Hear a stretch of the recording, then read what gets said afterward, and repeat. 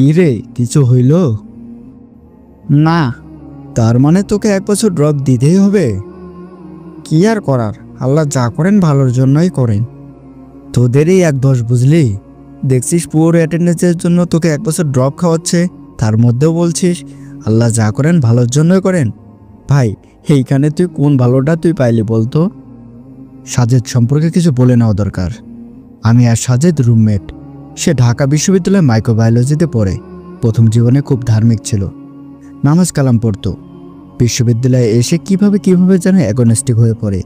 আস্তে আস্তে স্রষ্টা থেকে তার বিশ্বাস হারিয়ে এখন সে পুরোপুরি নাস্তিক হয়ে গেছে।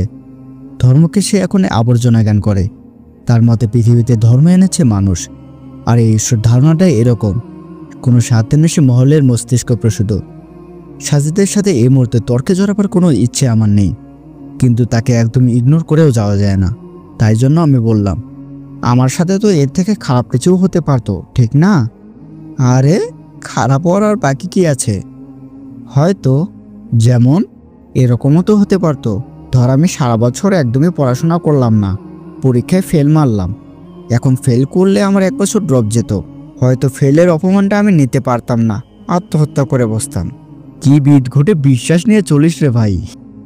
এই বলে সাজেদ আবার হাসা শুরু করলো। কি এক বিদ্যুৎবাত্মক হাসি।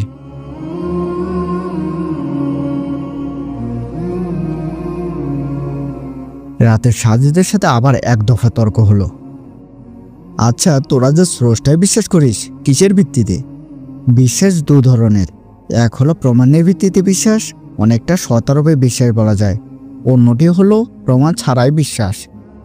সাজেদ আবার হাসলো, হেসে উত্তর দিল, দ্বিতীয় ক্যাটাগরিকে সোজা বাংলায় অন্ধবিশ্বাস বলে রে আবুল, বুঝলি? আমি তার কথায় কান দিলাম না, বলে যেতে লাগলাম, প্রমাণের ভিত্তিতে যে বিশ্বাস, সেটা মূলত বিশ্বাসের মধ্যেই পড়ে না, পড়লেও খুব টেম্পোরারি। এই বিশ্বাস এতই দুর্বল যে এটা হঠাৎ হঠাৎ পাল্টায়। কি রকম? এই যেমন ধর, সূর্য আর পৃথিবীকে নিয়ে আমাদের মানুষের একটি আদিম কৌতূহল আছে, আর এই আদিকাল থেকেই এদের নিয়ে জানতে চেয়েছি, ঠিক না?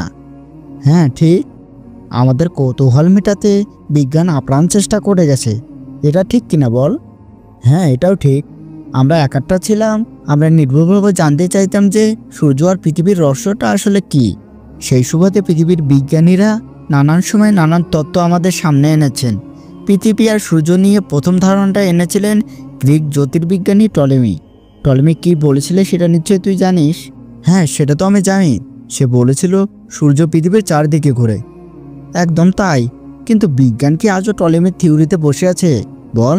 নেই তো। কিন্তু কি জানিস, এই টলেমির থিওরিটা বিজ্ঞান মহলে টিকেছিল প্রায় 250 বছর।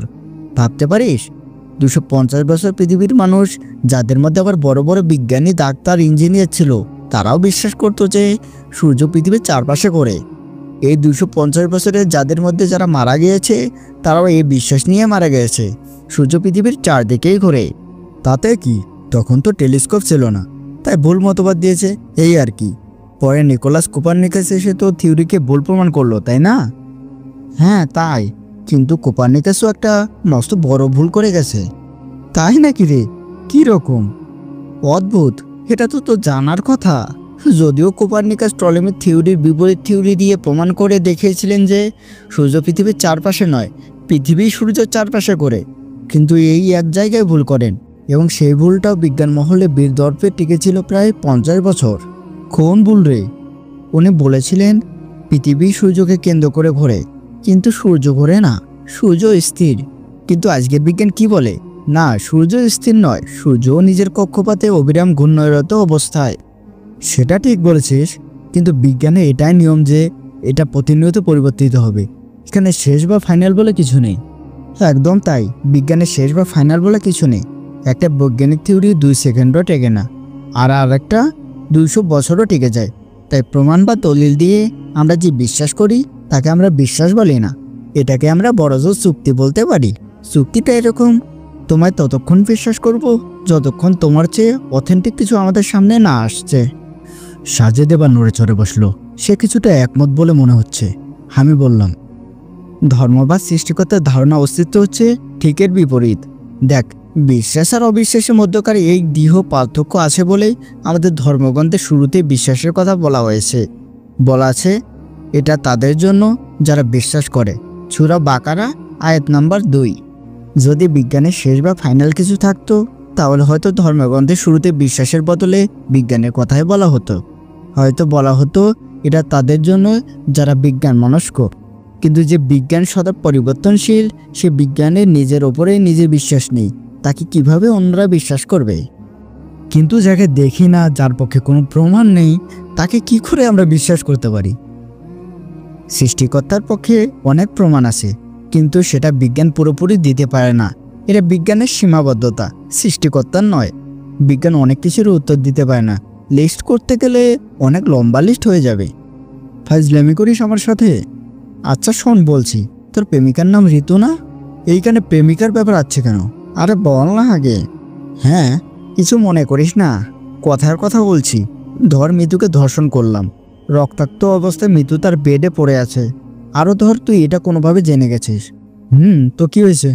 এখন বিজ্ঞান দিয়ে ব্যাখ্যা কর দেখি, মিতুকে ধর্ষণ করায় আমার কোন শাস্তি হওয়া দরকার? Critical question. এটাকে বিজ্ঞান দিয়ে কিভাবে ব্যাখ্যা করব? আগে বলেছি, এমন অনেক ব্যাপার আছে যার বিজ্ঞানের উত্তর নেই। কিন্তু এর সাথে স্রষ্টার বিশ্বাসের সম্পর্ক কি? সম্পর্ক আছে।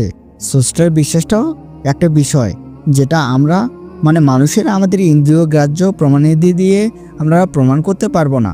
স্রষ্টা কোনো টেলিস্কোপে ধরা পড়ে না, ওনাকে অনুবীক্ষণ যন্ত্র দিয়েও দেখা যায় না বা খুঁজে পাওয়া যায় না। ওনাকে জাস্ট বিশ্বাস করে নিতে হয়। সাজিদ এবারে 180 ডিগ্রি অ্যাঙ্গেলে বেঁকে বসলো। সে বলল, ধুর, কি বালছাল বোঝালি! যা দেখি না তাকে কিভাবে বিশ্বাস করে নেব? হ্যাঁ, পৃথিবীতে অবিশ্বাসী বলে কেউ নেই, সবাই বিশ্বাসী। সবাই এমন কিছু না কিছুতে ঠিক বিশ্বাস করে যারা আদৌ দেখেনি বা দেখার কোনো সুযোগও হয়নি। কিন্তু এটা নিয়ে তারা কখনো প্রশ্ন তোলে না, তারা নির্বিঘ্নে তাতে বিশ্বাস করে যায়। তুইও সেরকম। আমি? পাগল হয়েছিস? আমি না দেখে কোনো কিছু বিশ্বাসই করি না, আর করবও না। তুই করিস, কিন্তু এটা নিয়ে তোর মধ্যে কোনোদিন প্রশ্নও জাগেনি। কিন্তু আজকে এই আলোচনা না করলে হয়তো জাগতেও না। সাজিদ আমার দিকে জিজ্ঞাসুক দৃষ্টিতে তাকিয়ে রইল। আমি বললাম, জানতে চাস? আমি জানতে চাই, বল। আবার বলছি, তুই কিছু মনে করিস না, যুক্তির খাতিরে বলছি কিন্তু। আচ্ছা বাবা, ঠিক আছে, বল। আচ্ছা, তোর বাবা মার মিলনেই যে তোর জন্ম হয়েছে সেটা তুই দেখেছিলি? বা এই মুহূর্তে কোনো এভিডেন্স আছে তোর কাছে? হতে পারে তোর মা তোর বাবা ছাড়া অন্য কারোর সাথে দৈহিক সম্পর্ক করেছে তোর জন্মের আগেই। হতে পারে তুই ওই ব্যক্তির জৈব ক্রিয়ার ফল। তুই তো এটা টিকিসনি। কিন্তু কোনোদিনও কি তোর মাকে এটা নিয়ে প্রশ্ন করেছিলি? করিসনি তো। সে ছেলেবেলা থেকে যাকে বাবা হিসেবে দেখে এসেছিস তাকে এখনো বাবা ডাকছিস, যাকে ভাই হিসেবে জেনেছিস তাকে ভাই, বোনকে বোন। তুই না দেখে এইসবই বিশ্বাস করিস না। কোনোদিন জানতে চেয়েছিস তুই এখন যাকে বাবা ডাকছিস তুই আসলেই কি তার ঔরসজাত কিনা? জানতে চাসনি, বিশ্বাস করে গেছিস, এখনও করছিস, ভবিষ্যতেও করবি। স্রষ্টার অস্তিত্বের বিশ্বাসটাও ঠিক এরকমই রে। এটাকে প্রশ্ন করা যায় না, সন্দেহ করা যায় না, এটাকে হৃদয়ের গভীরে ধারণ করতে হয়। এটার নামেই বিশ্বাস। সাজিদ এবার উঠে বাইরে চলে গেল।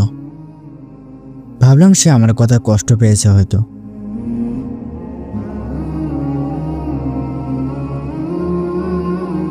পরের দিন ভোরে আমি ফজর নামাজের জন্য উজু করতে বাইরে গেলাম। সেখানে গিয়ে অবাক এক দৃশ্য দেখলাম। কিরে, তুই উজুখানায় এত সকালে কি করছিস? কি করছিস দেখিস না? উজু করবো এখন, নামাজ পড়বো। আমি কি স্বপ্ন দেখছি নাকি?